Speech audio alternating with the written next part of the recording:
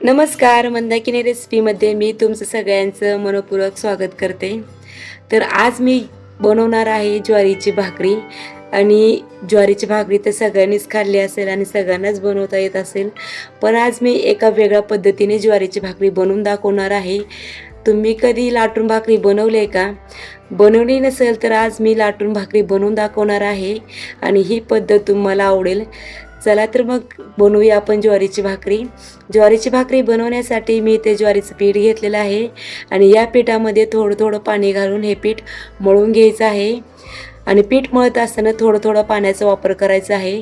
जर तुम्ही जास्त एकदम पाणी टाकलं तर तुम्हाला हे पीठ व्यवस्थित चुरता येणार नाही. आणि जर थोड्या पाण्याचा वापर करून आपण पीठ चुरलं तर भाकरी आपली छान होते. मी ते पीठ मळून घेतलेलं आहे किंवा चुरून घेतलेलं आहे. तुम्हाला दाखवते. पीठ आपल्याला अशा प्रकारे चुरून घ्यायचं आहे किंवा मळून घ्यायचं आहे. एकदम घट्ट असं पीठ मी इथं मळून घेतलेलं आहे. यातील थोडा सोंडा घ्यायचा आहे. त्याला गोल राऊंड करून घ्यायचं आहे. जसं आपण भाकरी करतो तसं सुरुवातीला करून घ्यायचं आहे. मी ते एक पळपूट घेतलेला आहे आणि पळपुटावर थोडंसं पीठ लावून घ्यायचं आहे आणि त्या पिठावरती ज्वारीचं पीठ ठेवायचं आहे आणि याला सुरुवातीला हातानेच थोडासा गोल राऊंड करून घ्यायचा आहे. मी ते मीडियम साईजमध्ये गोल राऊंड करून घेतलेलं आहे. आता भाकरी उचलायची आहे आणि खाली थोडंसं पीठ ज्वारीचं टाकायचं आहे. कोरडं पीठ टाकायचं आहे आणि कोरडं पीठ टाकल्यामुळे भाकरी आपली व्यवस्थित पसरते, पळपुटाला चिटकत नाही. इथं मी बेलण्यानं भाकरीला आकार देत आहे. तुम्ही बघू शकता इझिली भाकरी आपली लांबत आहे किंवा पसरत आहे. ज्यावेळेस आपण चपाती करतो त्यावेळेस आपण चपाती लाटताना बेलणं मागं पुढं करतो, पण भाकरी लाटत असताना बेलणं मागंच वळायचं आहे आणि मागं वळल्यामुळे भाकरी आपली छान पसरत आहे. तुम्ही बघू शकता एकदम पातळ अशी ते भाकरी तयार झालेली आहे.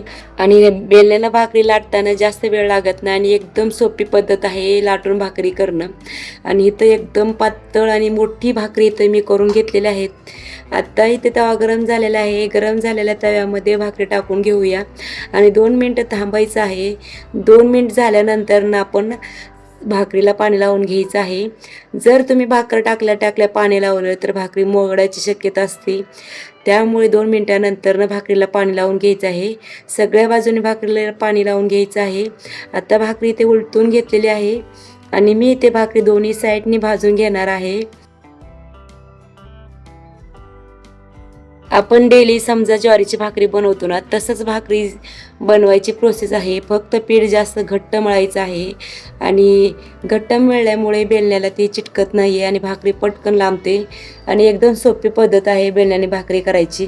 तुम्ही अशाच पद्धतीने ज्वारीच्या पिठाची भाकरी, बाजरीच्या पिठाची भाकरी किंवा तांदळाच्या पिठाची भाकरी, मकाच्या पिठाची भाकरी बनवू शकता आणि एकदम पातळ अशी भाकरी तुम्ही बनवू शकता. तुम्हाला हव्या त्या साईजमध्ये मोठी किंवा लहान साईजमध्ये तुम्ही भाकरी बनवू शकता.